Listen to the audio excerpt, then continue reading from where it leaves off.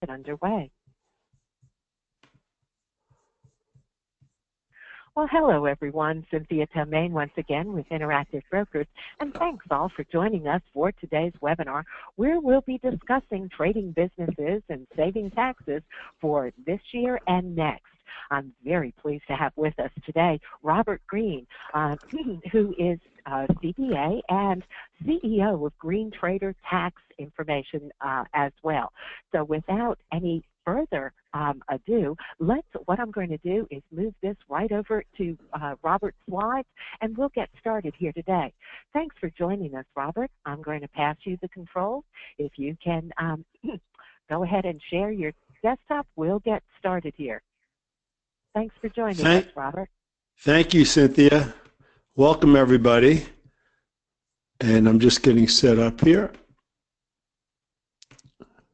Okay, let's get started. Today's webinar is how trading businesses can save taxes in 2017 and 2018. A trading business is when you have trader tax status. You're in the business of trading. And that always opens a lot more tax benefits than for investors. So today is December 6, 2017.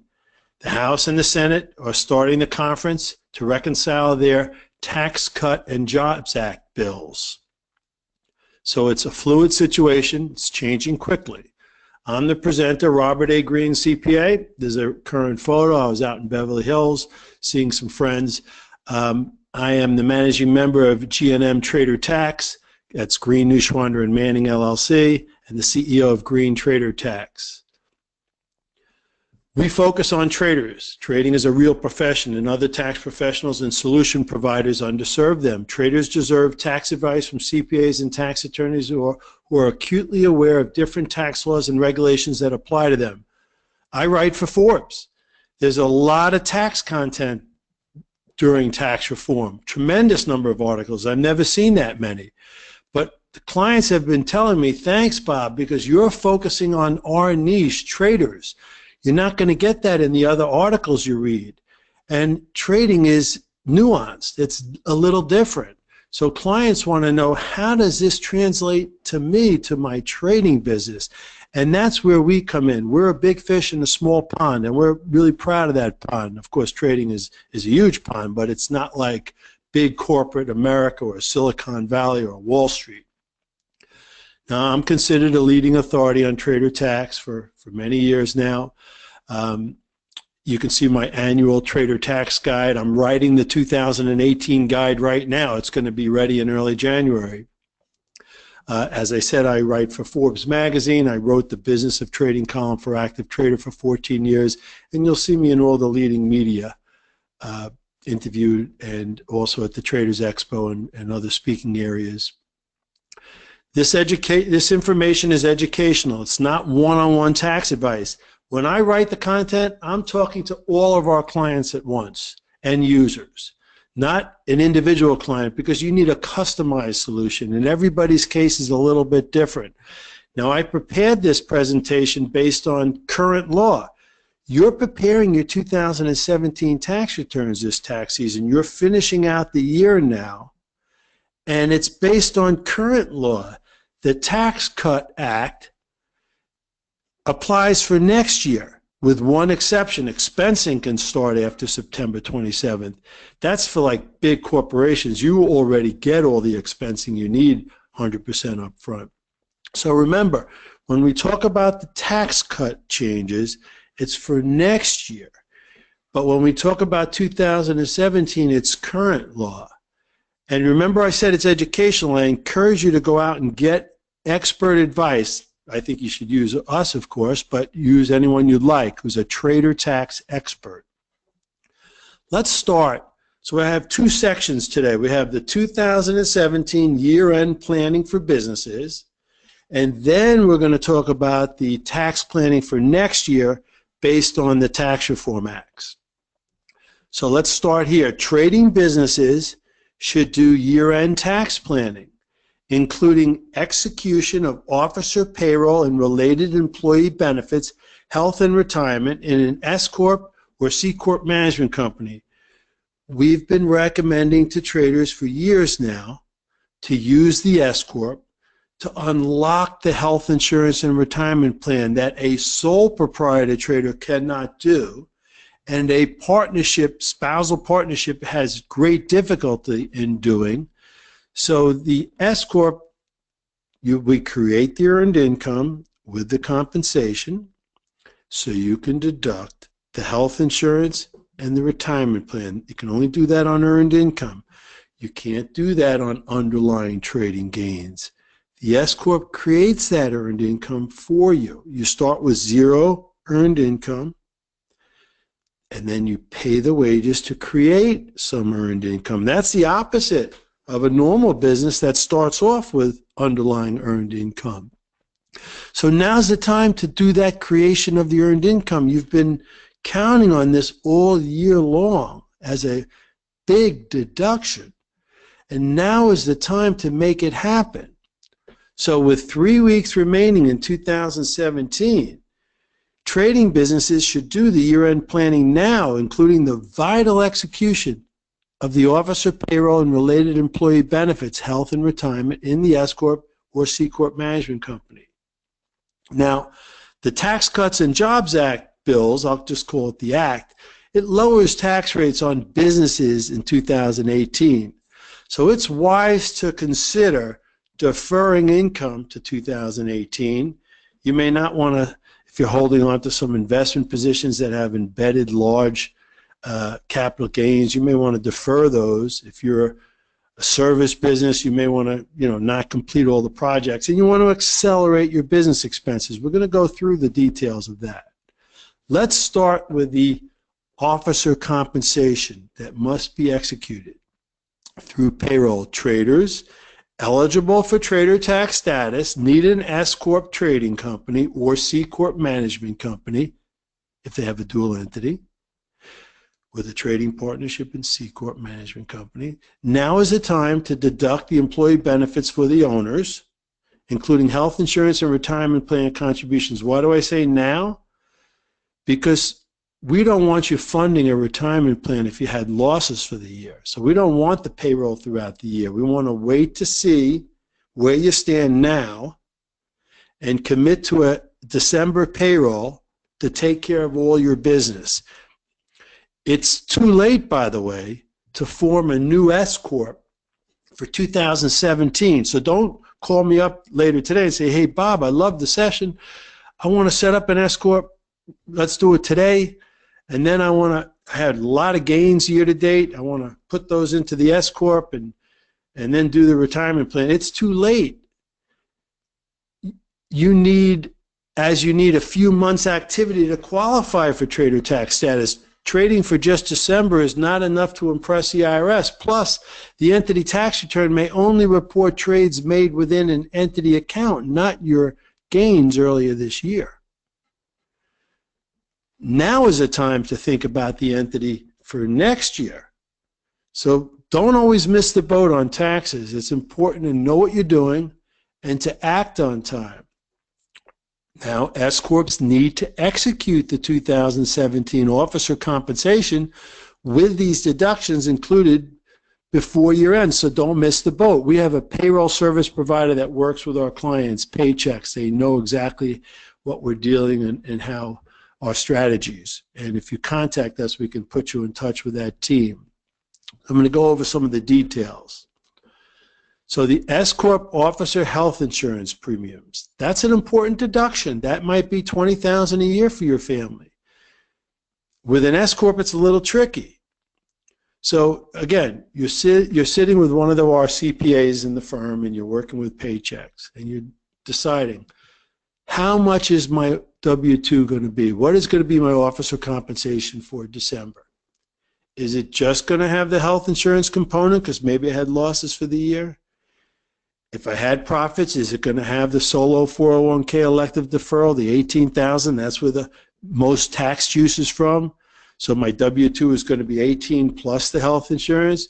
Or am I going for the gusto to maximize the solo 401k with wages of $144,000? You have to commit to that before year end because it's got to be on the W-2. So W-2 wages should include health insurance premiums for 2% or more owners of an S Corp, which means the trader, owner, and spouse if both provide services. When you own more than 2% of an S Corp or a partnership, you're not really considered an employee, you're considered a partner, and the rules are a little different. You can't just say, I own 99%, my spouse owns 1%. The attribution rules apply. So if your spouse works in the business, they may also have a payroll and employee benefit plan deductions. They could be an owner, but non-active. If they're active, pay them something reasonable and maybe think about that elective deferral on the solo 401k. The health insurance premium component is not subject to payroll taxes. So if you had losses this year in your S Corp and your health insurance is $20,000, you put that $20,000 on the W-2, payroll, gross wages, it's a reimbursement. You're getting reimbursed for the individual policy that you got during the year. It does not apply to ex-employer coverage, so COBRA doesn't count. It's got to be non-employer provided insurance during the entity period. So you plop that $20,000 on the wages. There's no offsetting payroll tax. There's no Social Security, no Medicare. It's just a flat-out deduction. It's better than what a sole proprietor trader would have because they have to pay SE tax before they have that AGI deduction. This is a great loophole for an S Corp. So at a minimum, that's what your W-2 is going to be, that $20,000 health insurance component. Now then, you as the owner are going to have W-2 wages with it, $20,000, and then you take the AGI deduction on your individual return. So the S Corp gets the deduction through compensation. So your Schedule E is $20,000 of a bigger loss. But then there's a wash with your wages and the AGI deduction. Don't get confused. You'll look back at this later. Now, if you're a trading partnership with a management company, it might be a little bit different. Now, some traders use a dual entity structure, a trading partnership to be free of all entity level taxes on a state level, like let's say in California or New York City or Illinois. And they have a separate management company as a C Corp or an S Corp. So, you know, the management company is the one doing the employee benefit plan deductions. So it's going to execute the year-end payroll and the health insurance deductions. It's a little different with the C Corp management company. It may deduct the health insurance premiums and a health reimbursement account directly on the corporate return. It doesn't have to do that tricky thing with the wages that the S Corp has to do. By the way, health reimbursement account, HRA, is a wonderful thing. I wrote a blog about the health savings plans. You can deduct all your out-of-pocket, all your deductibles, all your co-insurance, your co-pays, not just the health insurance. As we move towards high deductible plans, if they repeal the mandate and that comes back, you definitely want to get that out-of-pocket stuff deducted. You can do that with the C Corp management company. I don't recommend the dual entity solution unless you really need it because you're in California, Illinois, New York City, where there may be some small entity level taxation on the S Corp. I like to keep it simple. But if you have tremendous out-of-pocket, you need a health reimbursement account, we can talk about it. You can do that on a Schedule C too, by the way, with a spouse. A trading partnership, if you have this dual entity solution, you have some more business to take care of before year end because it's more complicated with the dual entity. You have a trading, and I don't want you to get lost in the weeds. We're going to move past this in a second, so stay with me. The trading partnership has to pay the admin fees to the management company before year end. You got to keep up the structure, otherwise the IRS won't respect it. Now, if you're not a trading company, compensation is a little bit different.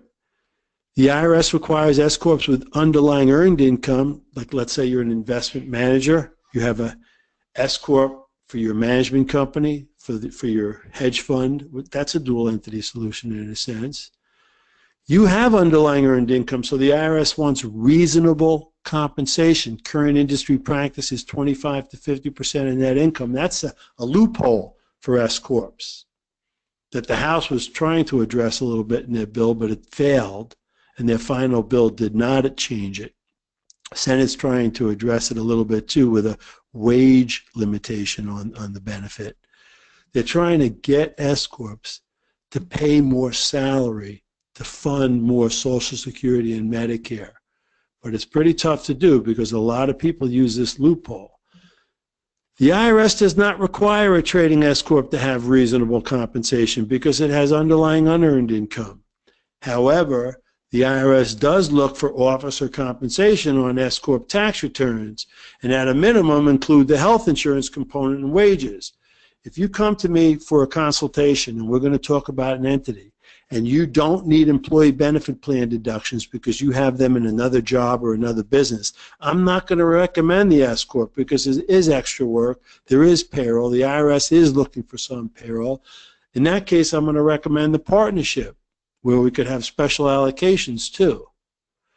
Now, with partnerships, there are guaranteed payments to partners. Partners don't get payroll, they get guaranteed payments. An LLC with earned income, not a trading business, filing a partnership return or general partnership should use guaranteed payments for officer compensation. You don't have to lock those in necessarily before year end, although you should have those pretty much provided for in your agreements and modifications. A partnership tax return with underlying earned income may arrange health insurance and retirement plan deductions in a similar manner to S corps. So you would increase the guaranteed payment, and then you would have the income and AGI deduction on the individual return. The IRS does not permit an investment company not eligible for trader tax status to have guaranteed payments and employee benefit deductions. So if you're an investment company, you don't have trader tax status, remember, you don't have trader tax status in your entity, you can't do compensation, you can't do employee benefit plan deductions, period. Unless you're talking about maybe a C corp, and a C corp that's an investment company can't deduct anything. And there's a myth, great misunderstandings about that. So you need trader tax status wherever you go, and we've had prior webinars about that. Now, a spousal-owned trading partnership that doesn't have underlying earned income, it has trader tax status. You can try to pay a guaranteed payment. You can try to pay an admin fee. You're not going to get anywhere. It's going to face significant difficulty achieving self-employment income for a retirement plan deduction, because as soon as you pay the fee or the guaranteed payment to fill up the glass, the partnership passes through that fee deduction to drain the glass. The S corp doesn't pass through the fee deduction. S corps don't pass through SEI. Partnerships do. That's why it's different. I don't want to tie you up in that difference now. Let's get back to the business at hand. So far we said, okay, you're talking to us about your payroll. You're working with paychecks. You're deciding how much to put on the W-2 for the health insurance. We just covered that. Now how much do you put on for the retirement plan? You want to establish a solo 401k retirement plan before year end. A SEP IRA you can do next year, but the solo 401k is so much better because it's got the elected deferral and the profit sharing plan that the SEP IRA has. SEP IRA doesn't have the elected deferral. That's where the tax juice is. You can max out the 25% profit sharing plan with $144,000 of wages. With a SEP IRA, you need way over $200,000. That would force you to pay a lot more Medicare tax at 2.9%. You got to open this solo 401k, folks, before year end.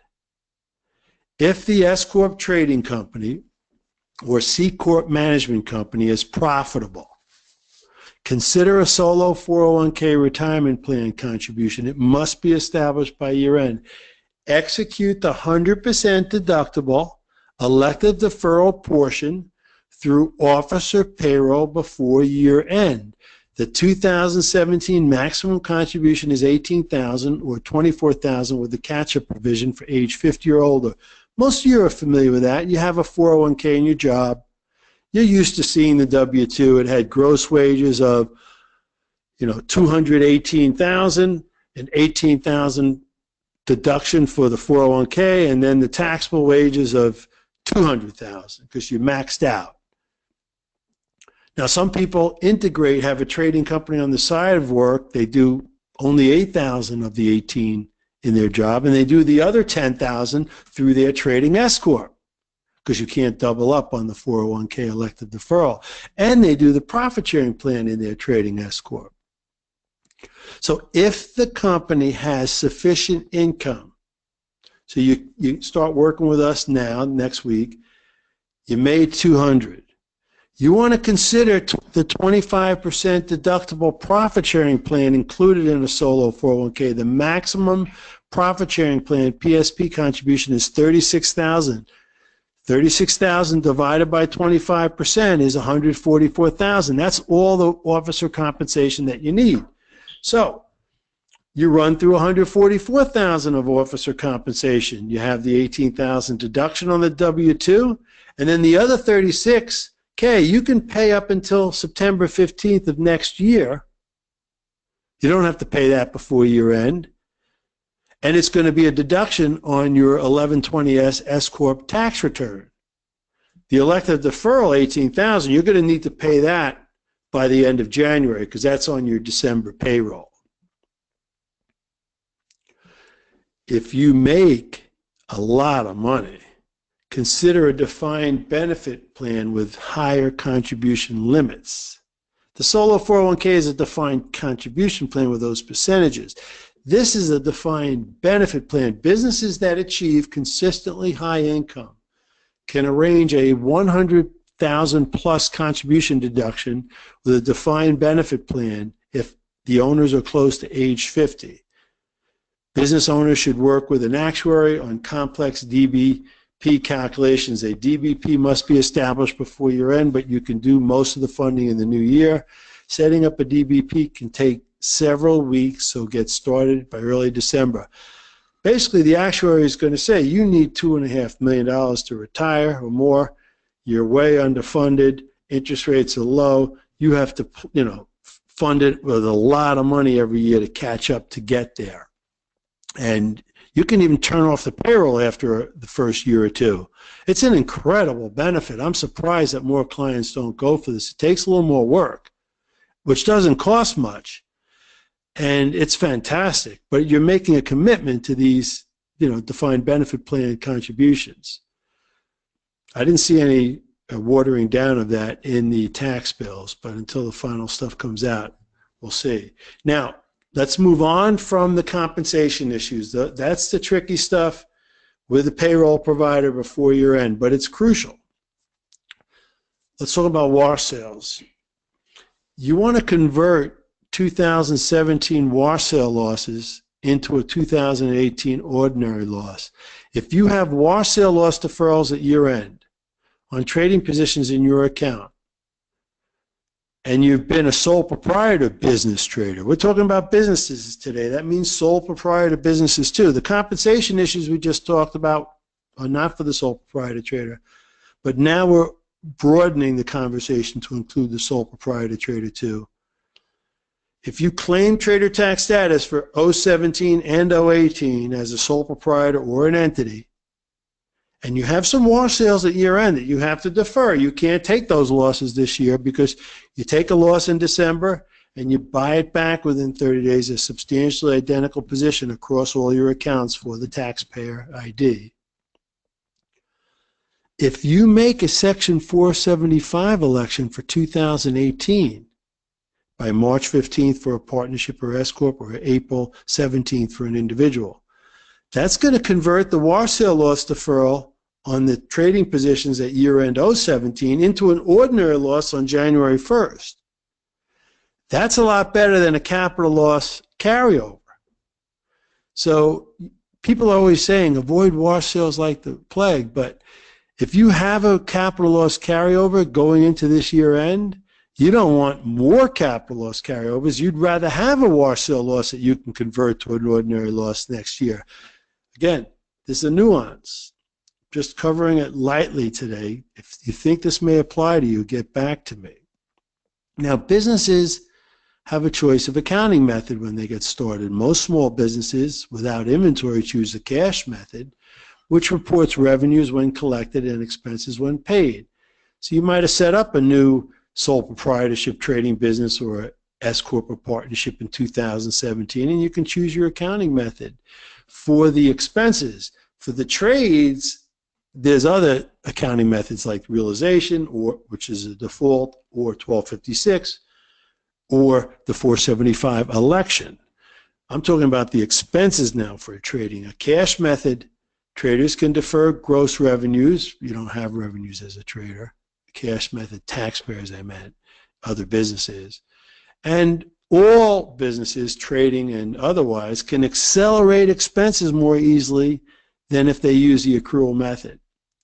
If you own a small business, consider postponing completion of client engagements. If, let's say, you're an attorney, and invoice them in 2018. In cash method, taxpayers can hold off on collection efforts until 2018.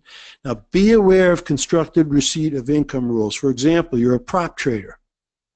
You get a 1099 miscellaneous.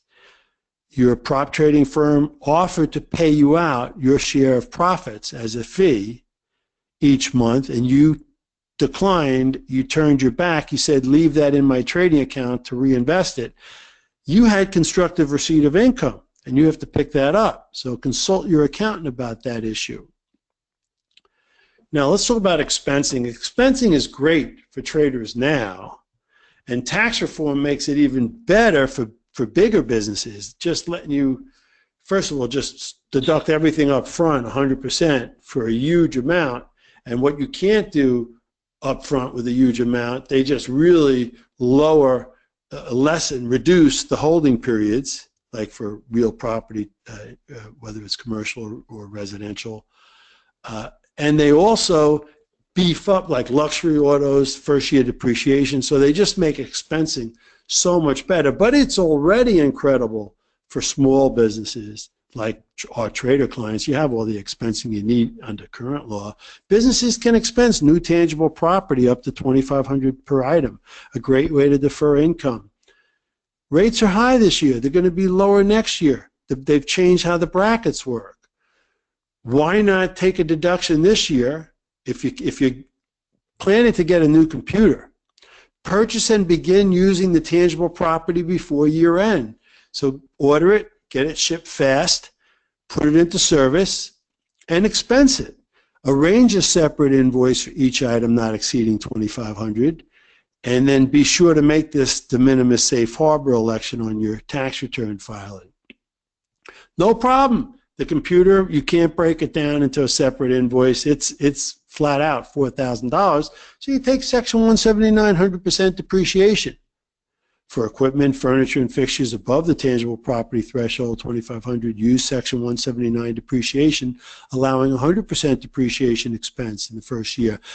The 2017 limit is $510,000, very generous, includes off-the-shelf computer software. The IRS limits the use of 179 depreciation by requiring income to offset the deduction. You have trading losses. You might not be able to get the 179 depreciation. That's why the tangible property expense is important. But it can also look to your wages or your spouse's wages. That's nice. S-corps need an accountable reimbursement plan for reimbursing home office. Partnerships are more flexible. They have unreimbursed partnership expenses, UPE.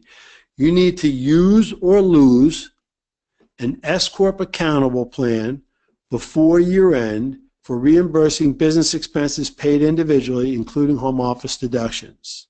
It's another formality of the S-corp, like the payroll. You got to do this, folks, before year end. If you have an accountable plan in your job outside of trading, use or lose it before year end. Now, if you have a partnership, your LLC operating agreements and general partnership agreements may provide that partners should deduct home office expenses as unreimbursed partnership expenses, UPE. That you just deduct that right on your tax return even after year end. You don't need the formality of doing any of this before year end. It is better if your partnership agreement speaks to this. Now you want to capitalize expenses for a new business. Let's say you don't have trader tax status yet. You're planning to have it in January. If you plan to become eligible for trader tax status or another type of business in early 2018, and you're not in business yet, consider capitalizing late year 2017 purchases for business expense deductions in 2018. That may be a lot better than just not getting any deductibility or very little deductibility this year. Like investment expenses this year. I suggest this strategy for Section 195 startup costs, including training and mentors, Section 248 organization costs for setting up your new entity in December, getting it ready for January, and setting up your internal use software for an automated trading system. You want to capitalize it and then expense it when it's placed in service. Otherwise, you may lose out on these deductions. A lot of clients work with us for 2017, even though they're not getting all their trader tax status together for next year. They have a lot of trading activity this year. They want us to help sort it out. They want us to assess trader tax status and then what to do with all their expenditures this year to get the best benefit either this year or next year. Okay, that was taking care of your 2017 business. Some of it was in the weeds. I hope I didn't lose you on that, but you got to take care of the business and get in the weeds. Otherwise, you're going to miss the boat. And this is sort of like an alarm bell that you got to follow up with us. Now, my partner, Adam Manning, has been following up with our clients. He has sent them, big files of worksheets, of information, of exactly what needs to be done. So just, sign up for the tax compliance service, work with Adam and our other CPAs to take care of this year-end business. And there's other great year-end planning as well, like, for example, prepaying your state taxes, because that is going to be repealed as an income tax deduction next year in both House and Senate bills. Hopefully they allow some, but they may not. So you may want to prepay it this year, unless, of course, AMT wipes it out. So there's a lot of year-end planning to do. We covered it in the last webinar on individuals. Today's is just on business. So now in the second half of this hour, 27 minutes left, and we'll go a little over with questions and answers. Let's talk about how the Tax Cuts and Jobs Act impacts trader entities. The Senate's pass-through tax deduction is suitable for most traders. The House is not. And the C Corp may be ideal, or maybe not, for a high-income trader living in a tax-free state. If you live in a high corporate tax state, like California, New York, Illinois, many states, 44 states have corporate taxes, the C Corp is probably not for you. If you make, $1 million a year and live in Texas, it could be for you, but there's a lot of unknowns, and I don't think you want to be the guinea pig. And anyway, the Senate 20% flat tax doesn't start until 2019, so you're not even thinking about the Corp for January. You're still thinking as a pass-through entity based on our prior content, which is the cake. And now I'm going to explain to you how to get some icing on the cake with the tax cut changes. So congressional Republicans are advancing the Tax Cuts and Jobs Act at a fast pace and expect to pass the legislation by year end. Why are they rushing? Well, if you don't rush and take care of business, sometimes stuff doesn't get done, but that's a mistake to rush. Another reason they're rushing is that we're starting another tax year. The IRS is getting ready for another tax year. It's very inconvenient for business and individuals to have retroactive changes mid-year. We don't want changes in the middle of the year. We want them for an entire year. So they got to get their act together now. Traders are considering, and I think they will, traders are considering changes to their entity structure for 2018. And you'd like to do that by January 1st. Sure. Listen, don't rush. You do not have to rush. If you want to wait for the final bill, wait for our final, the dust to settle, to see all the collateral damage, see what the final advice is. You can trade as an individual with your existing entity for the first month or two, and if you want to change, you could change later. But if everything is ready to go, and you're ready to go, and you want a clean year for next year, then you can also pull the trigger and form your entity in mid-December and have it ready for January 1 and make the elections on how it's going to be taxed. We're going to cover that later. Now, big picture. Should you continue trading in an S-Corp or LLC partnership and perhaps qualify for pass-through tax cuts, the icing on the cake? Or should you switch to the C-Corp for the new low 20% flat tax rate?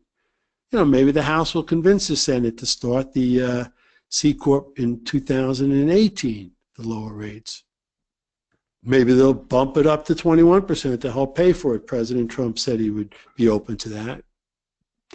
So the tax cuts for pass-through entities, that's a big section in the House bill and in the Senate bill, and that's where most of you have interest. The Senate and House bills are different on pass-through tax cuts, and the Senate provision is better for TTS traders. I read this morning that experts expect the Senate provisions to prevail. One, because the Senate is probably going to be the vehicle, the bill for passage. They have the Byrd rules, they have the deficit constraints, they have the much narrow, 52-48. It could go down to 51-49 with the Alabama election. And also, if they had more time to just think it out. And I don't like the House bill. The House bill says 25% for pass-throughs.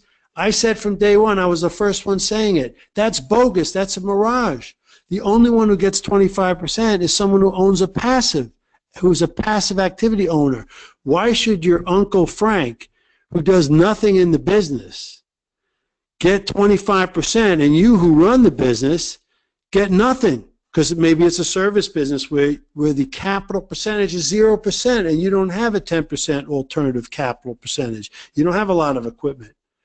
It's ridiculous that the passive owner gets 25%. Everyone else either gets, 30%. If you're a manufacturer, 30% is a capital percentage, and 30 times 25 is all you get. So at the best, your tax rate is 32%, not 25. So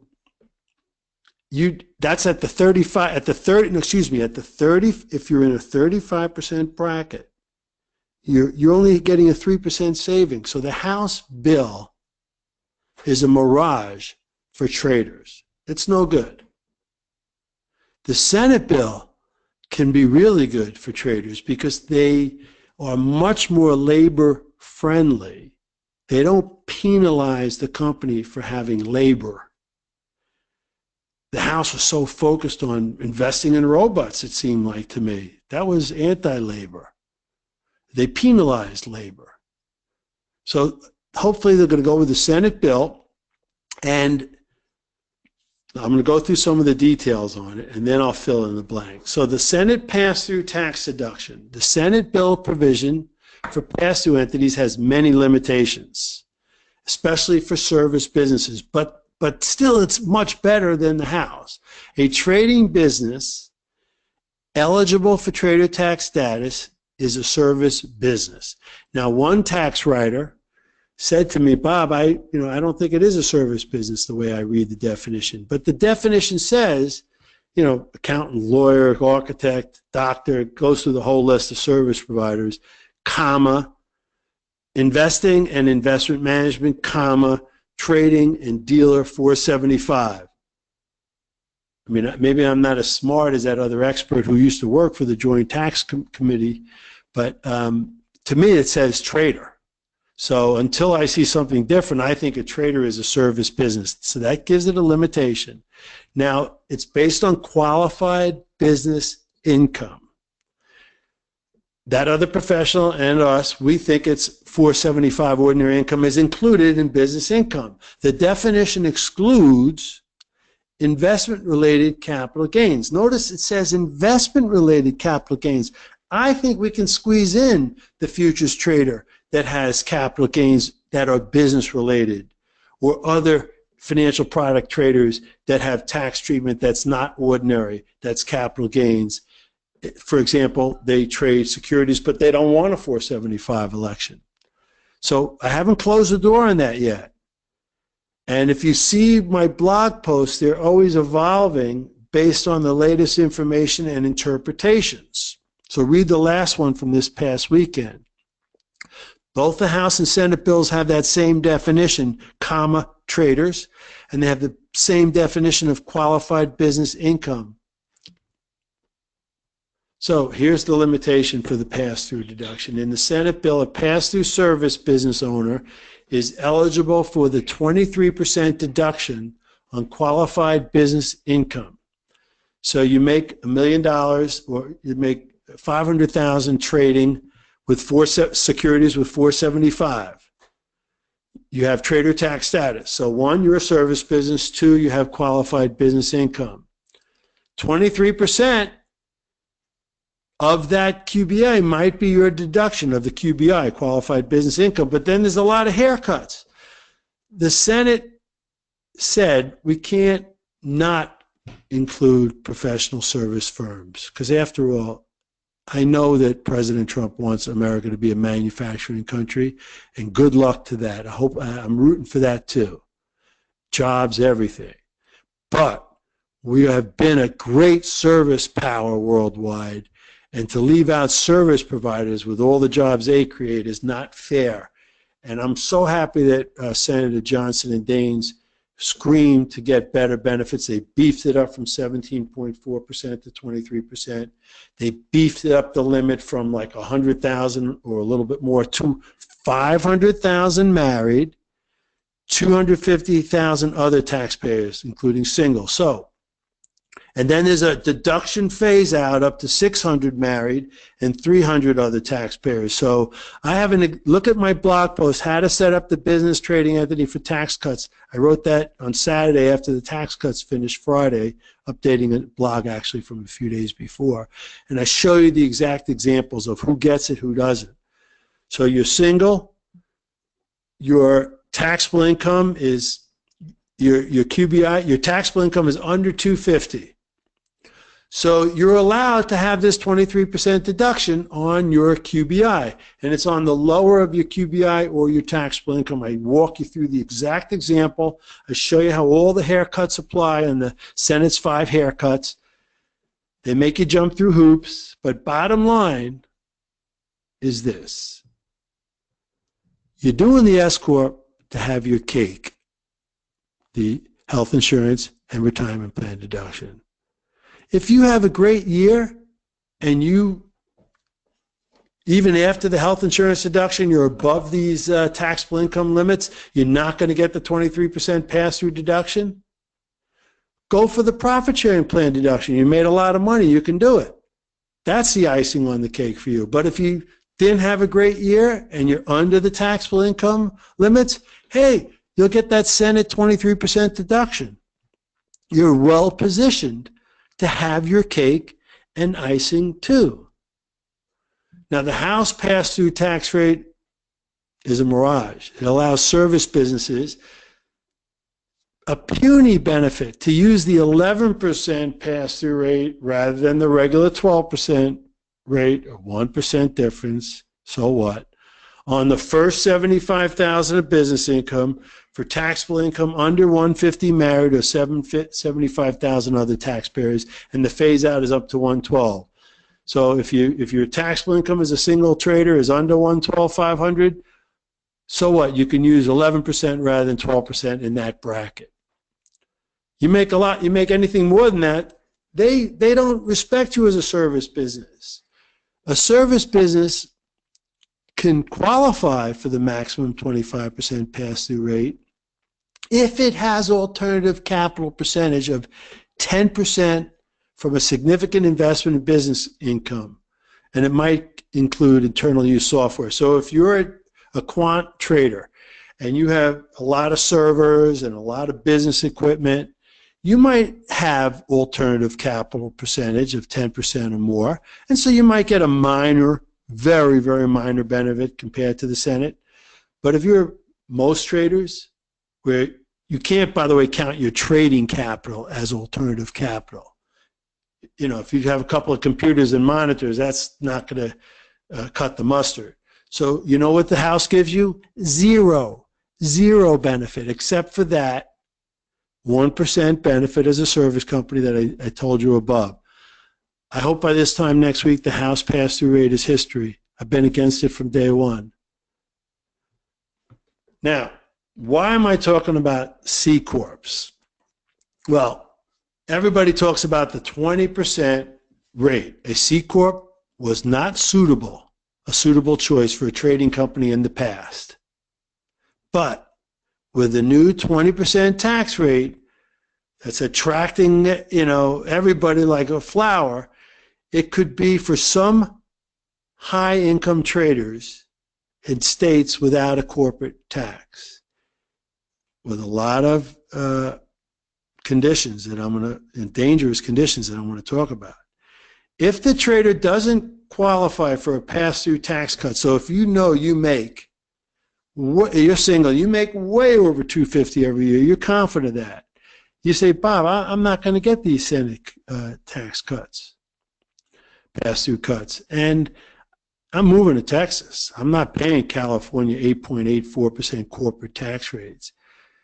Maybe the C Corp will be for me, and maybe the Senate maybe they'll make it effective for next year. We'll see. So a C Corp sounds attractive. It's not as attractive as it sounds. I'm going to go through that. In the Senate bill, C Corps benefit from a 20% flat tax rate. By the way, people who use C Corps always took advantage of the first $50,000 with the 15% rate. This is a tax hike on the first $50,000 of a C Corp because this is a flat rate. And then there was the next $25,000 that had a like 22% rate, and then it shot up to 34%. Now it's just flat 20%. So when you compare that to the individual rates that go up to 38.5% for an individual, so you're making $1 million trading. You're going to be paying taxes in the marginal bracket of 38.5%. Plus you got 3.8% Obamacare net investment tax. So you're saying to yourself, well, wait a second, I gotta talk to Green because the maximum difference could be a whopping 22.3% in federal tax rates. How can I not go for that? Well, I'll tell you how you cannot go for it. The Senate bill, first of all, delays the corporate rate to 19, whereas the House bill commences at 18. The Senate will probably prevail with conferencing. Let's see. The 20% corporate rate is not as good as it seems at first look. The average marginal individual rate is closer to 30% for high-income taxpayers. And with the inclusion of the 3.8% NIT, the actual difference is 14. It's not 22.3. It's actually 14 because when you cross from the 35% bracket into the 38.5% bracket, right at that crossover point, if you look at the total tax and divide it by the crossover income, the average rate is 30%. Now, what people forget about C Corps is double taxation. The entity pays its corporate tax, then it pays a dividend to the owner, and then the owner pays a qualified dividend tax of 15% or 20%. It's the capital gains rates, plus the 3.8% net investment tax. So 15 plus 3.8 or 20 plus 3.8, that's greater than that 14% actual difference. It wiped it away. Now, double taxation on the state level absolutely can lead to the C Corp paying higher taxes than the pass-through entity. Now, it all comes down to, can you hold off on paying qualified dividends? Because the C Corp, again, the C Corp pays taxes first on the entity level, the owners pay a second-time individual. When C Corps make a cash or property distribution to owners, it's a taxable dividend if there are earnings and profits in the C Corp. If the individual holds the stock for 60 days, it's a qualified dividend subject to the lower rates, not ordinary income. A high-income trader will likely pay the 15 or 20% rates. Now,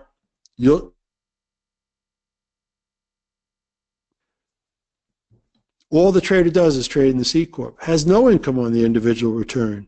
You definitely want to pay some qualified dividends to use the standard deduction and to take advantage of the 0% capital gains rate for that first low tax bracket.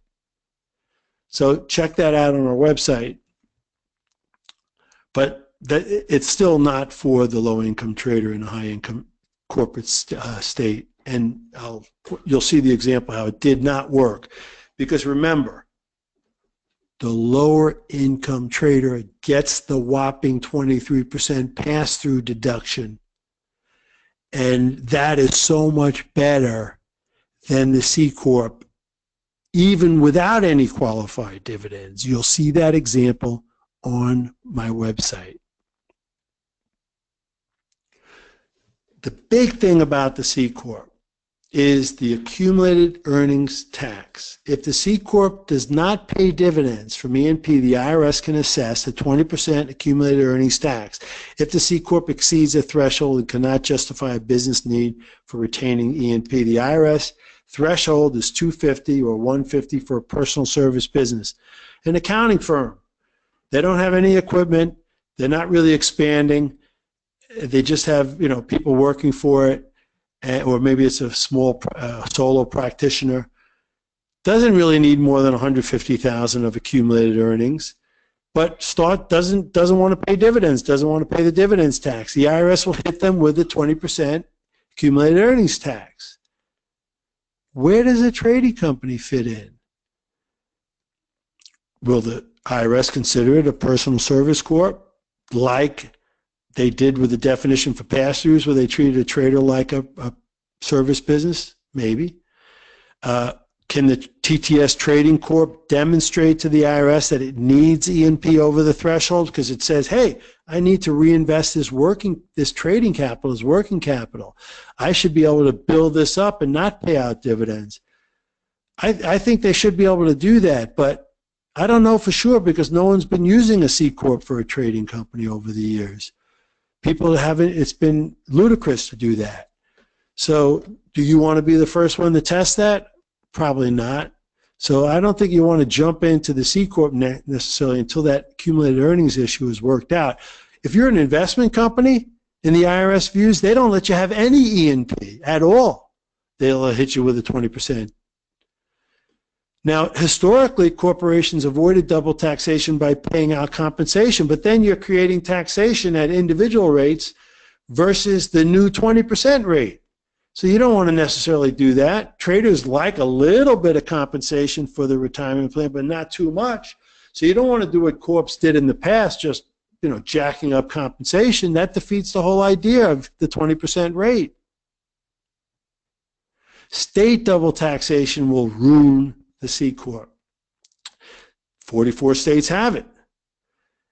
So go to the blog post. I'll explain more about that. I'll show you examples of that. But you remember I told you the qualifying dividends and the accumulated earnings tax already makes the C Corp potentially a problem.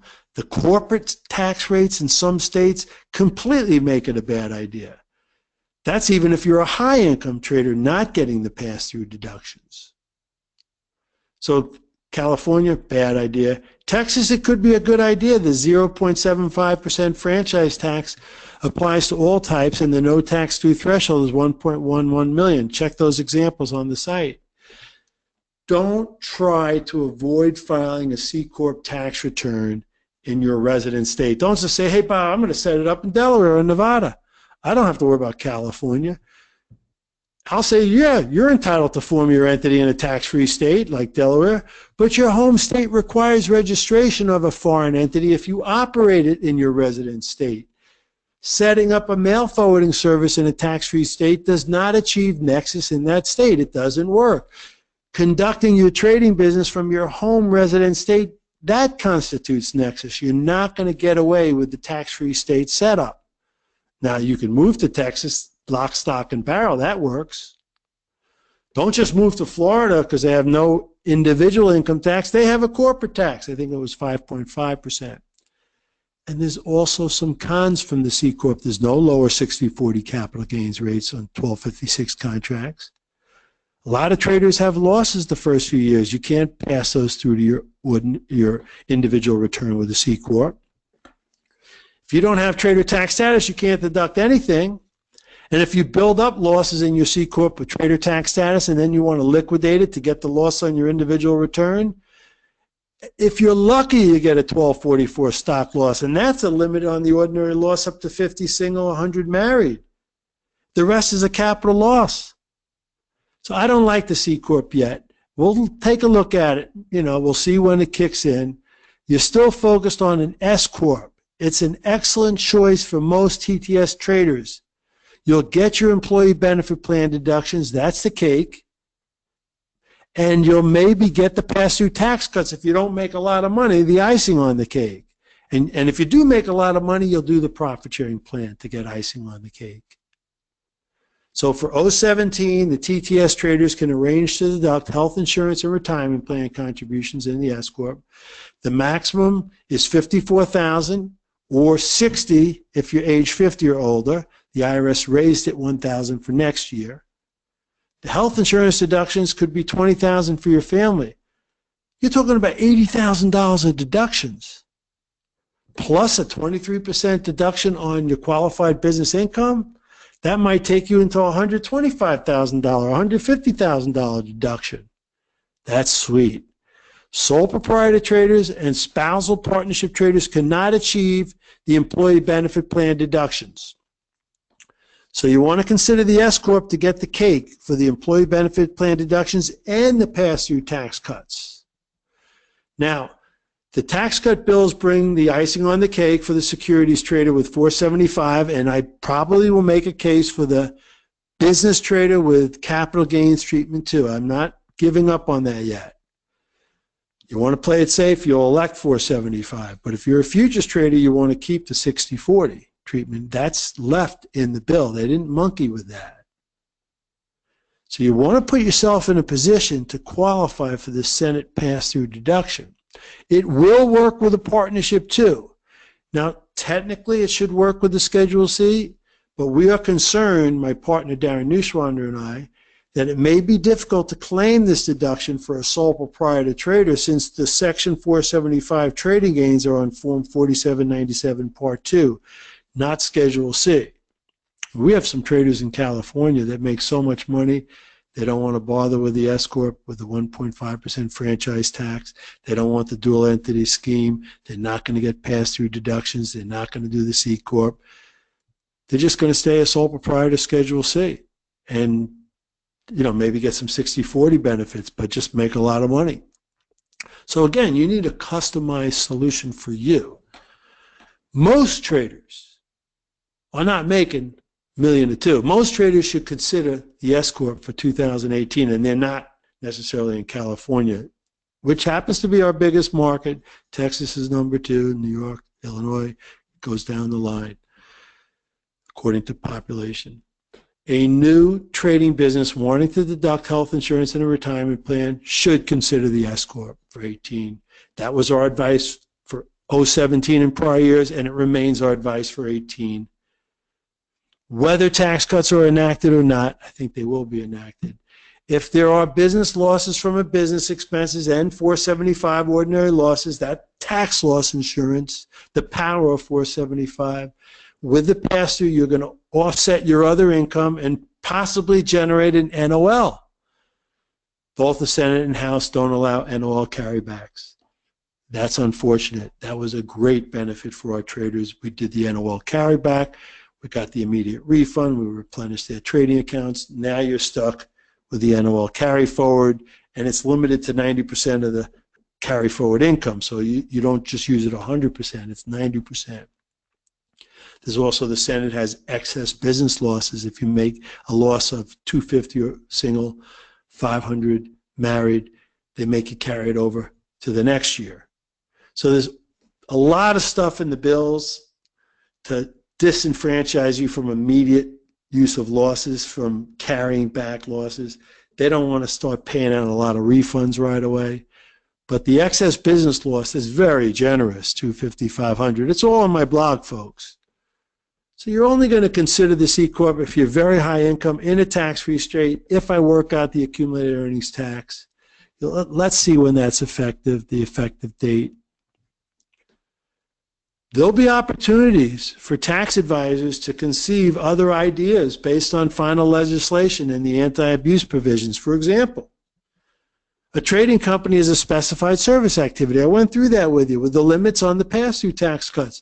But a second entity set up to receive royalties on licensing trading systems, if you can package up the secret sauce into an IP company, that might be available to get the pass-through deduction. Not for a huge amount, but something. A dual entity solution with a partnership in C Corp, there'll be all sorts of ideas. Now, some of you have been waiting to get started with an entity. We've been waiting to see what I say now, next week. You can start a single member LLC and select the entity type afterward. We're going a few minutes over and then we'll do Q&A. I'm almost done with the presentation. Traders planning to be eligible for trader tax status in 2018 can form a single member LLC in December and remain a disregarded entity for 2017. So there is no 2017 LLC tax return. On January 1st, 2018, you admit a spouse for a partnership return and or file an S-Corp election by March 15, 2018, retroactive to January 1st, or even choose the C Corp, which I highly doubt that you would do. The C Corp. That plan provides time to make the best assessment of your tax situation and planning, and it facilitates account openings in time for trading on January 1st or 2nd, wherever your products start trading. So you can get the certificate of formation, your EIN, go to Interactive Brokers, open up the account, fund it with money, have it ready to go on January 1st for trading. And there's no tax filing that you need to do for 2017. So stay tuned to my blog posts covering the Tax Cut and Jobs Act. Thank you for attending this webinar. We're getting to questions momentarily. Watch the recording afterwards. Come over to GreenTraderTax for additional information. Give us a call, 888-558-5257. Send us an email, info@greentradertax.com. Chat with us. Come back to the website, and let's take a look at the questions.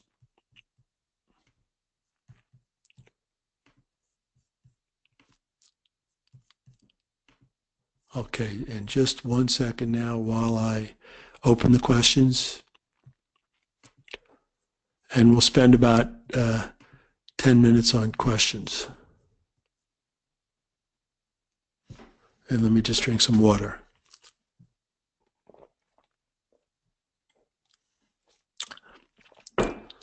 Lucille J. How do I declare my options business as a business with the IRS? It's harder to qualify with options. We want 4 trades a day, 4 days a week. The holding period average must be under 31 days, so trade your weeklies and monthlies. And if you have some longer term horizons, make sure your average is under 31 days. And your rollover trades may extend your horizon, but they are actually a realized trade. So read my guide on that. Look at the prior webinars. I did have eligibility for trader tax status. GP asked, what kind of entity do you recommend for futures options? I'm going to recommend the S Corp. And I'm going to try to get you those pass-through tax cuts too, because it's business-related capital gains. So I'm going to try to make it qualified business income. GP had another question, and I just answered that. Sheila P. I trade SPX options.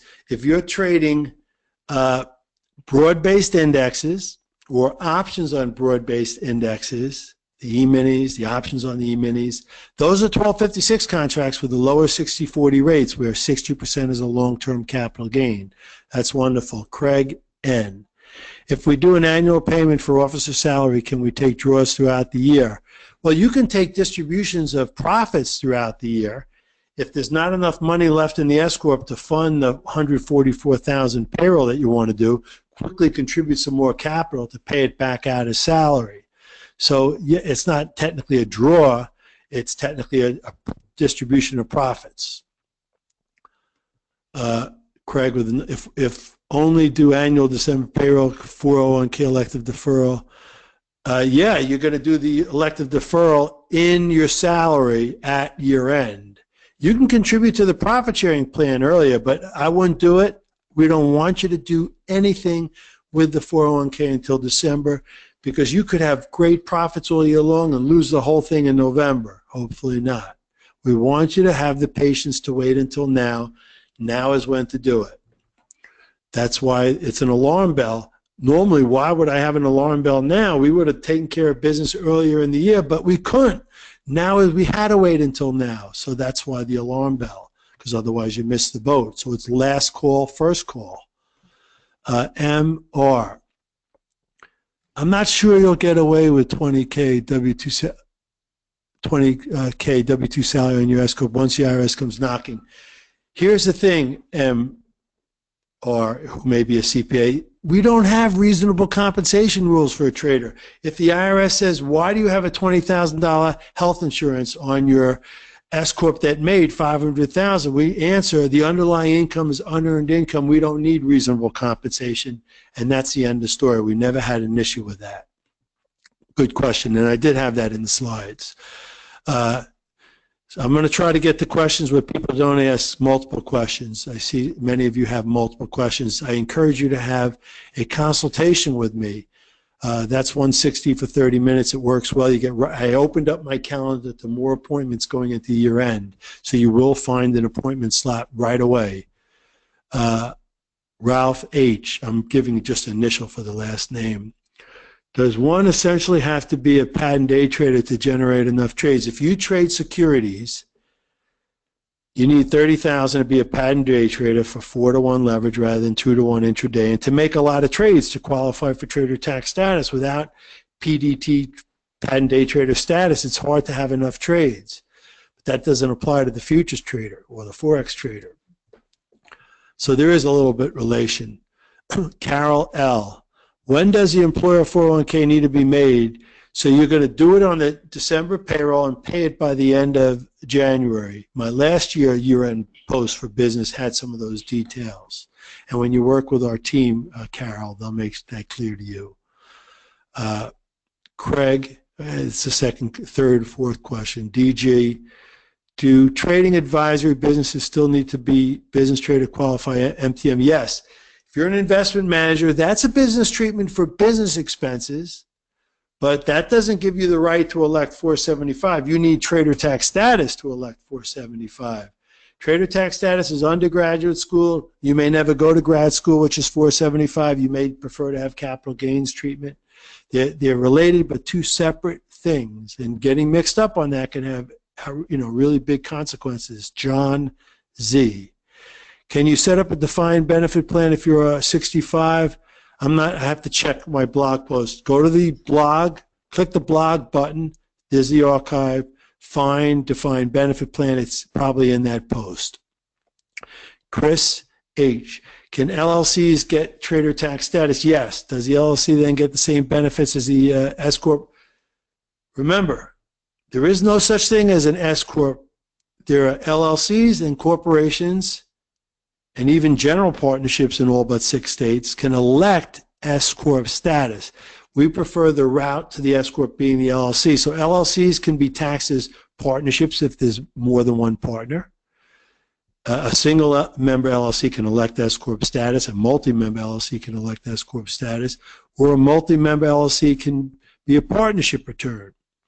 We don't want a single member LLC to be disregarded for the whole year, because then they're back to the Schedule C and they can't do the employee benefit plan deductions. We only want the single member LLC for this month to expedite the account openings. Michael W. How do unreimbursed partnership expenses affect partner outside basis? That's a little bit above the scope of this conversation, Michael. You might be a CPA. Check back with us. You can talk to one of my partners about that. Mark L. When do the tax cuts take effect? 2018, except for the 100% expensing. That starts September 27th. In the House bill, they wanted to change the mortgage deduction on that date too. And then the C Corp rate is in the Senate bill 2019. So basically next year. David S. Do options trade qualify under 475? Yes, you can elect 475 on securities only, or on commodities, which are 1256 contracts only, or both. We recommend it on securities so you get the tax loss insurance and exemption from wash sales.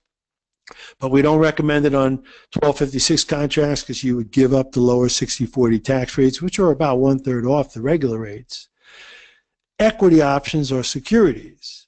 Futures options are 1256. So you got to see what type of options. I have a lot of content on our website. Remember, you come over, let's take a look here. You come over to the Trader Tax Center.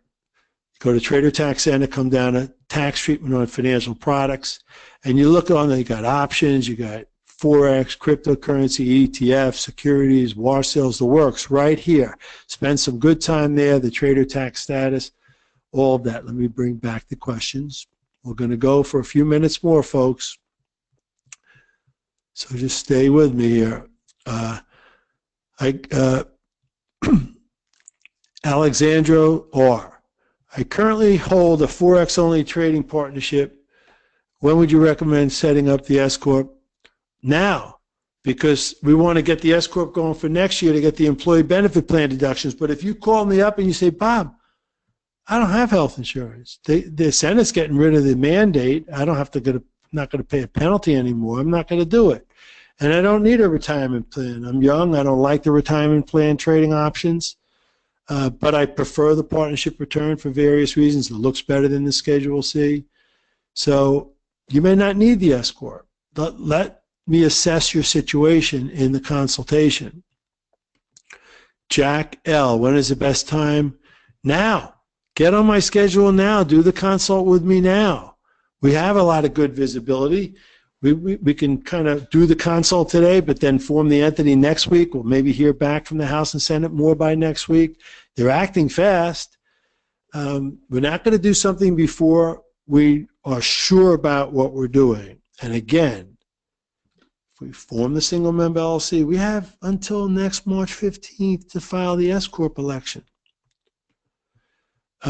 Craig, a lot of people have multiple questions. You're going to need the consult. Jerry P. Does the possible Tax Cut and Jobs Act of 2017, well, it's really 2018, eliminate 1256? No.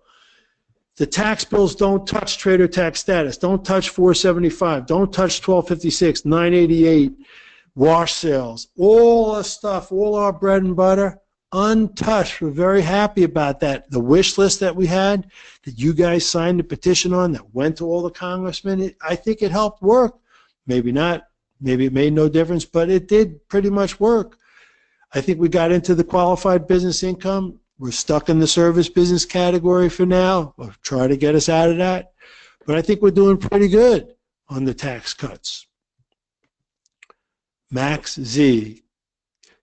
Why can't we just start everything in 2018? Yes, you can. Form the entity the first week of 2018, the second week. Start it sometime in January. You'll have a little individual tax compliance for January. If you're a futures trader, big deal. Even if you're trading securities, so you run the trade log just for 1 month. Not a problem. Don't rush in December. Enjoy the holidays. Wait for the final ink to dry. Wait for the dust to settle. We'll work this out in January. That's fine too, Max. B.S. Can a Section 475 trader that does not need employee benefits still benefit from the pass-through? Absolutely. You can not get the cake and just eat the icing. It's not good for kids, but it's fine for you. You can get the pass-through tax, and you can then do that with a partnership. You don't need the S-Corp. If you just want the pass-through tax cuts and you don't want the employee benefit plan deductions, let's go with the partnership return, general partnership or multi-member. You need a partner. So you don't want to just include a friend, or that could be investment management. So if you're spousal, then you go for the partnership. Maybe with a parent, but talk to me about it. Anthony W. With an S-Corp that meets TTS, is the net income after all deductions for salary? Yes, it's net. It's a qualified business income. So if you're trading securities without 475, it's 89.49. It goes over to Schedule D. But what's nice about an entity return is we see it all. So again, QBI excludes investment-related capital gains. I have to make the case, and hopefully we may have to wait for some of the regulations to come out, that business-related capital gains should be in QBI. If you want to play it safe, you want that 475 election, especially if you're a securities trader. You probably should have had it all these years anyway. It doesn't apply to your investment positions. So you want to get back with me to have another touch-the-base consultation. VS, Vincent S. I formed an S-Corp back in August. Initially, we'll have a loss. I would like to still establish, no 401k if you have the loss. We don't like it. We think it's abusive. The IRS won't like it. Remember, we're creating earned income. And the IRS favors that. They would disfavor doing it with a business loss. So we would not do that. That's why we wanted you to wait. You can do the health insurance. Maybe you can do a little bit of the elective deferral if you talk to us, but absolutely not the profit sharing. But in general, don't do the solo 401k. DG. We file a partnership. Can we choose to file the S-Corp? Yeah. So if you have a partnership this year and you want the S-Corp for next year, you do it by March 15th. You file the Form 2553. Most states accept it. There's going to be a lot of planning with entity conversion. C-Corp to S-Corp, S-Corp to C-Corp, partnership to this. The bills provide some better transition rules that Senators Johnson and Daines insisted on. That's getting in the weeds. It's above today's scope of today's content. We're going to be on top of all that for you, so you're going to consult with us about it. Diego K. What are the news or alternatives on House Senate AMT? The Senate brought back the AMT, alternative minimum tax, to close the gap on the deficit, which they absolutely couldn't get off the 20% corporate rate. Trump gave them a little breathing room on that after they signed passed the bill.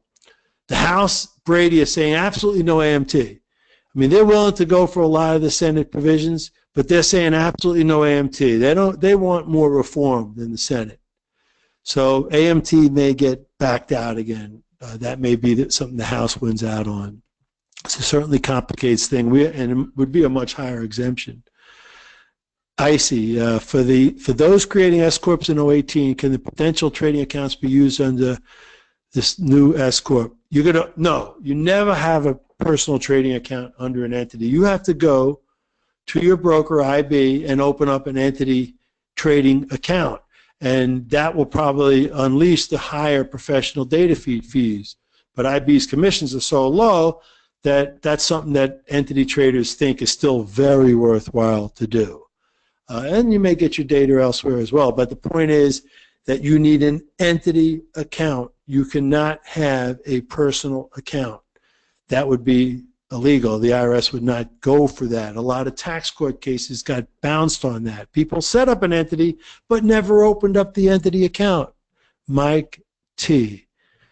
Why can't I pay myself a guaranteed payment of spousal partnership due? Okay, 50-50 owned. You pay out the fee. You got a little SEI. Then you pick up the partnership loss on Schedule E. It drains out the SEI. You get hardly anywhere. You achieve pretty much nothing.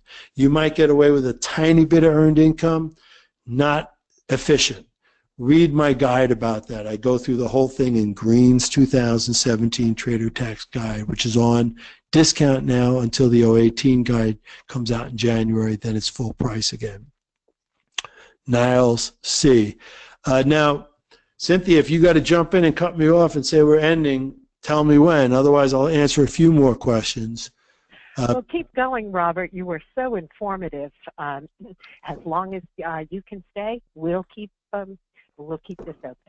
Okay, good. I'll try to get to one question each. Some people have multiples. I'm not going to do that.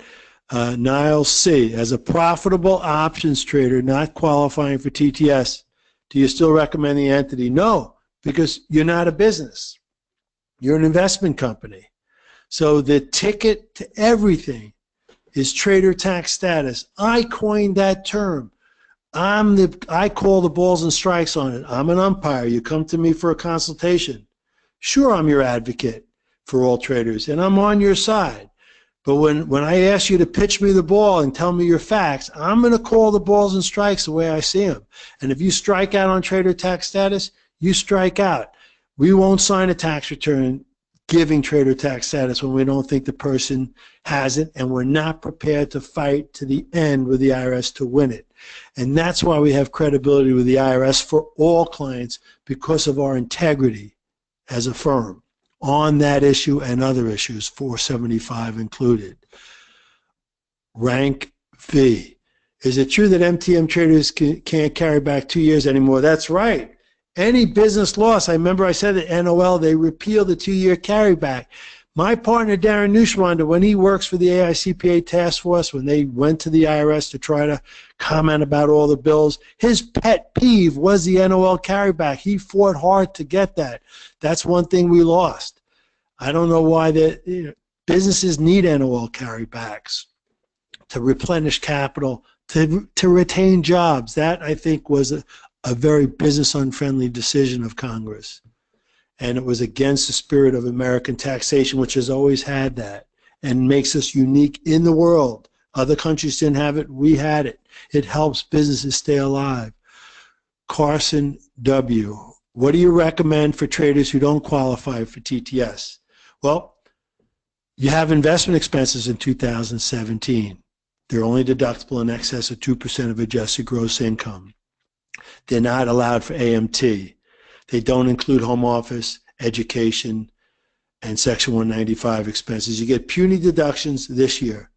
Under the Senate bill, you get zero next year. They repeal investment expenses. The House made a big deal. Oh, we're getting rid of all itemized deductions. The House left investment expenses. Very few people talk about this. I'd like to see how it gets reconciled. They left the carried interest in. They extended it to 3 years from 1 for getting the long-term rate. But if, in fact, investment expenses are repealed, that could have a major impact on the investment management industry, because carried interest saves that issue a little bit, because instead of paying 2 and 20, the 20 is a reduction of capital gains. Could you imagine if people pay much higher advisory fees and can't deduct them? That's a problem. So if you're a trader, you don't have TTS, you're going to get very few expenses next year. So you want to keep your expenses low. Think about trading your retirement accounts more. Think about a Roth IRA conversion. You won't be able to do a reversal anymore. This is your last year to do a reversal. You can do the Roth conversion today, this month.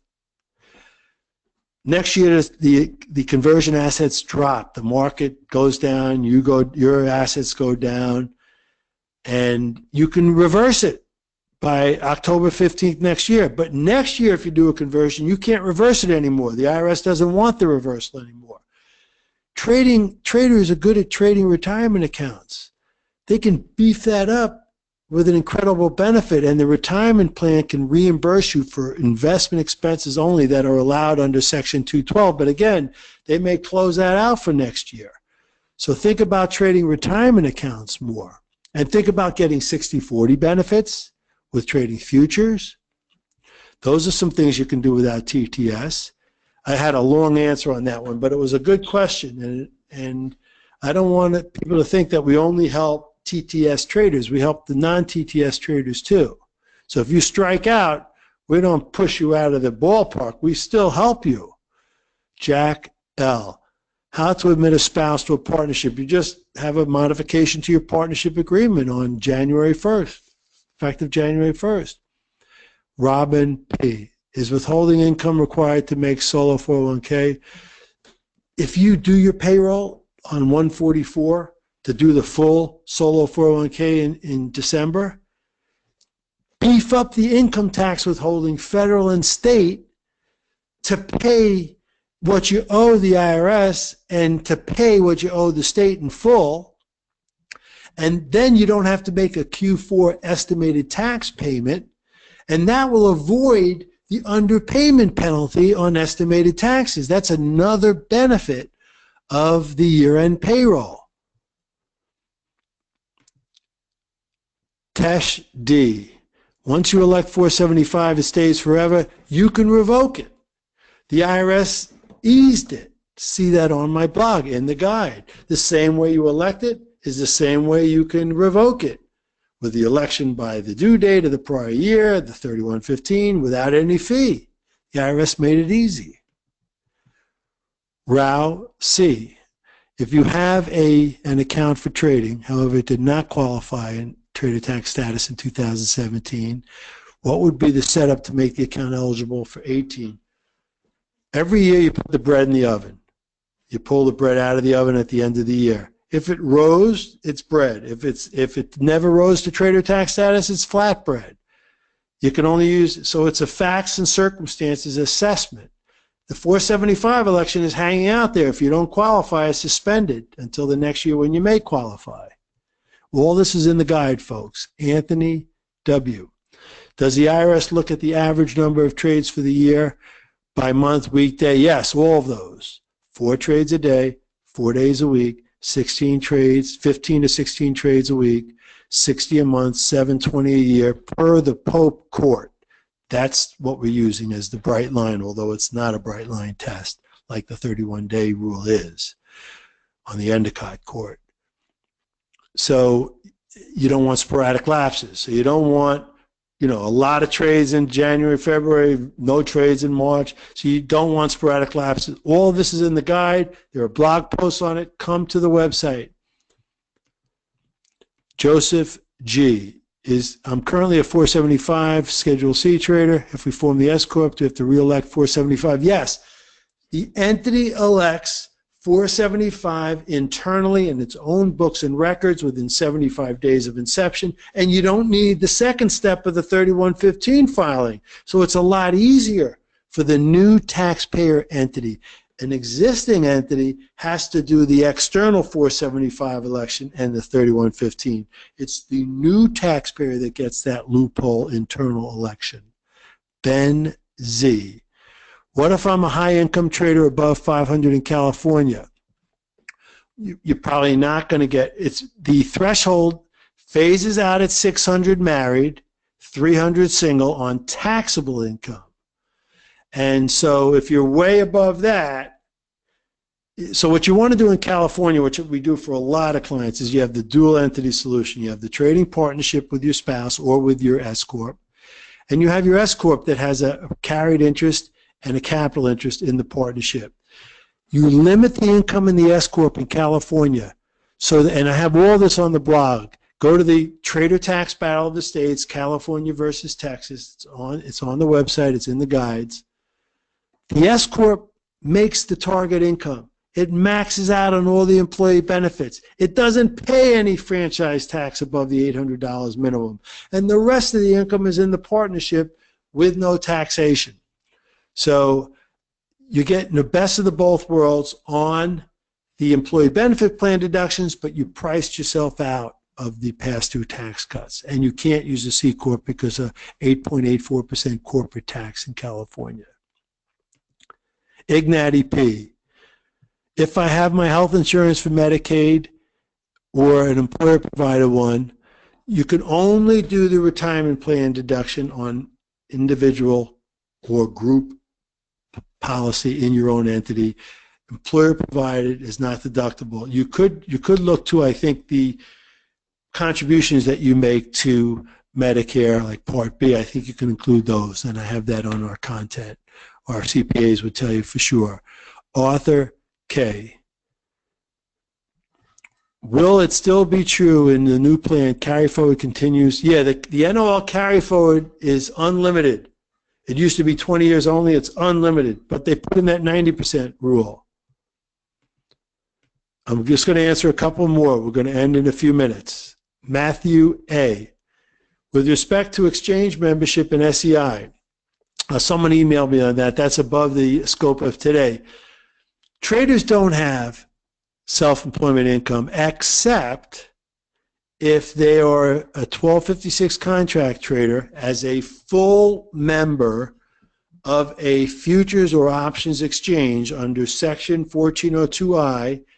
1402 is the self-employment income statute code. I is the exception.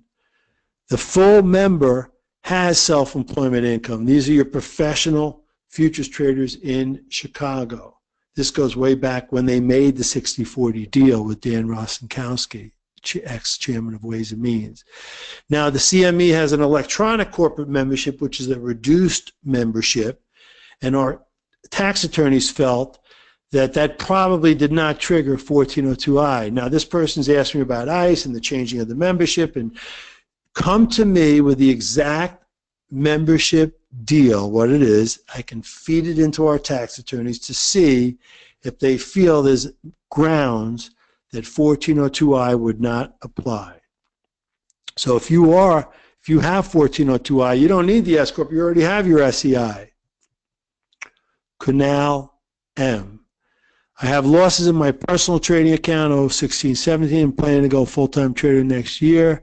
In Texas, how do I create an entity? Well, you're starting fresh. So you want to have you do the 30-minute consultation with me. I answer all your questions. I assess your trader tax status. I find out your status with health insurance, retirement plan, your goals. I make recommendations to you. We discuss it together. We come up with a final plan. Then you sign up for the entity and we form the entity.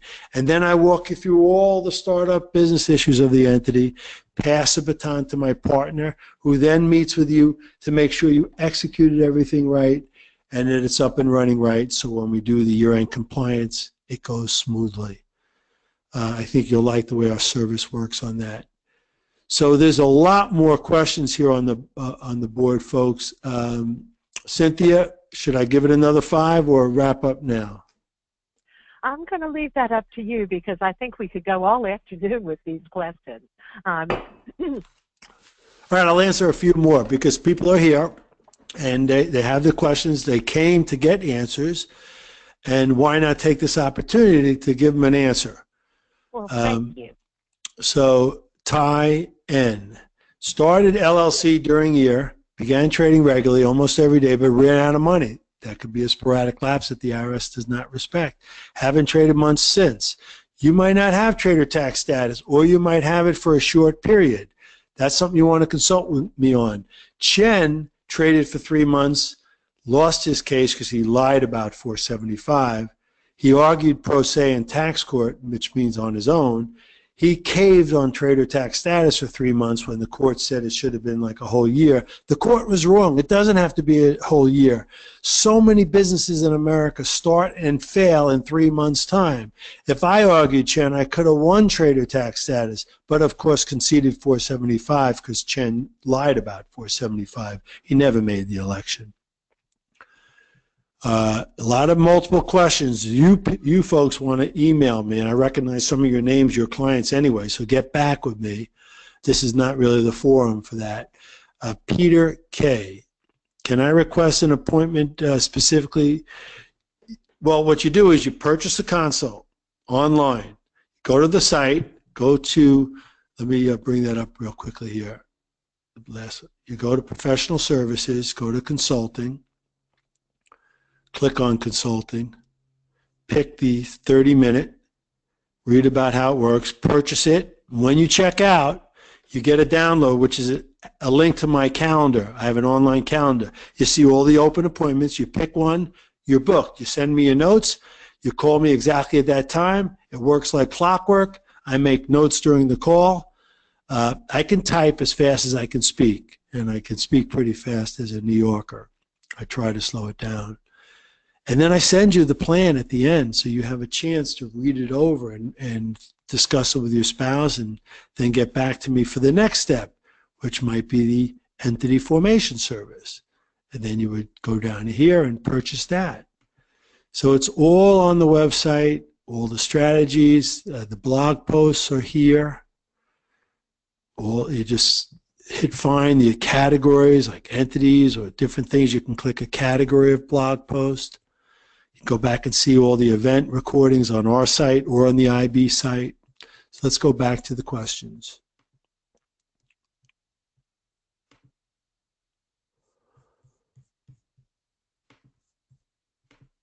John A. Can a holding company, we don't really want a holding company with the trader tax status and all that. It just confuses the IRS. So the question's beyond the scope. MS, can you provide an example? Yeah, it's on the website. Go to that recent post right here. On the Forbes version didn't have the example. So you go to the home page, you click on this recent post. You scroll down to the bottom of the post, and you'll see the examples. They're right here. The S Corp trader. Here's the S Corp example, middle income trader. I did the S Corp versus the C Corp, and then I did the highly profitable C Corp trader. These are exact tax calculations showing you all the differences right there. Let's go back to the questions. TO, are there new FIFO rules? Absolutely. Everybody's upset about that. That's the one thing that they did change with trading. Most of our clients use FIFO. They're day traders, they're swing traders. There's no difference. They're in and out, they're all in cash at year end. The trade log software uses FIFO. But if you're an investor and you bought your Apple stock at different points over the years, you have different basis. When you go to sell it before year end, you want to sell out the losing positions for tax losses, or you want to sell out winning positions if you want to go to cash, but you want to sell the ones with the highest cost basis, specific identification. Next year, the IRS doesn't want any more games with that, so they're insisting on FIFO, first in, first out. They're letting mutual funds off the hook with average cost, but it's a little tricky. Let's see what happens in the end on that. There's been a lot of blowback from the brokerage industry about that.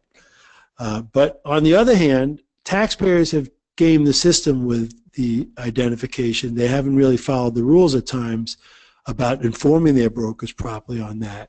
So the IRS has tried to close the gap with the cost basis regulations, and this, I guess, is the next step. Max Z, if filed 475 last April, how do I know if I qualified? So yes, Max, you filed the 2017 475 election by April 18th, 2017 for 2017. You had to do it by that due date. Now it's the end of the year. You're going to prepare your 2017 tax return.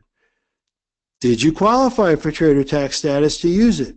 If not, the election was null and void, and you don't have to file the 3115, and you can refile the election for next year.